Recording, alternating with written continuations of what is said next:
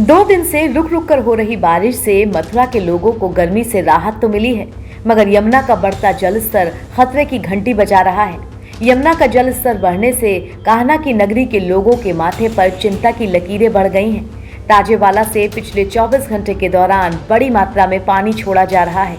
एक दिन पहले तक करीब 3 लाख क्यूसेक पानी छोड़ा गया था, जिसने इस जल स्तर को बढ़ा दिया था। साथ ही नदी का बहाव भी बहुत तेज हो चुका है। इसका नतीजा यमुना के आसपास के इलाकों में बाढ़ जैसे हालात बन चुके हैं। पिछले करीब 1 हफ्ते से यमुना खतरे के निशान के करीब थी और अब इसका जल स्तर लगभग डेंजर लेवल को पार कर चुका है। दिल्ली में तो यमुना खतरे के निशान से ऊपर बह रही है और हरियाणा में भी कुछ ऐसी ही स्थिति है। दिल्ली होते हुए यमुना मथुरा पहुंचती हैं और यहाँ के हालात लगातार बारिश से अब अलर्ट रहने जैसे बन चुके हैं। बारिश के कारण जो नदी का जल स्तर है वो बढ़ रहा है। इसको दृष्टिगत लोकल थानों को भी, सभी नदी के किनारे के जो थाने हैं उनको सूचित कर दिया गया है कि क्षेत्र में अपनी निगरानी बढ़ा के रखेंगे और इस पे सतर्क दृष्टि रखेंगे एंड तदनुरूप तहसील से तथा अन्य एजेंसियों से भी लगातार कोऑर्डिनेट करके सुनिश्चित करेंगे कि किसी भी स्थिति में अगर कहीं भी वैसे जगह जहां जलभराव के चांसेस बढ़ते हैं तो वहां से सकुशल इवैक्यूएशन किया जा सके। सर, किस तरीके से पुलिस जो है चौकसी बढ़ते हुए?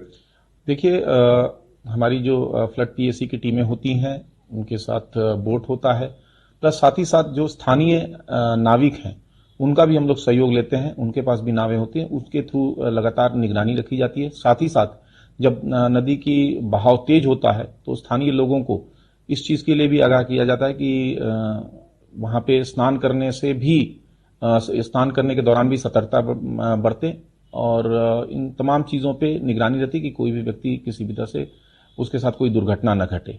साथ ही साथ लोगों को नियमित रूप से अलर्ट भी किया जाता है। जैसे जैसे जल स्तर बढ़ता है लोगों को, स्थानीय लोगों को अलर्ट किया जाता है। मथुरा में यमुना का प्रवाह छाता, सदर, माठ, महावन तहसील से जुड़ा हुआ है।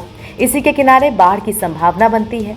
यमुना में पानी की मात्रा बढ़ने पर इसके निचले किनारों के गांव प्रभावित हो जाते हैं। इसे देखते हुए जिला प्रशासन ने संभावित तैयारियां भी शुरू कर दी हैं। प्रत्येक तहसील में बाढ़ से प्रभावित होने वाले गांवों को 3 श्रेणियों में बांटा गया है।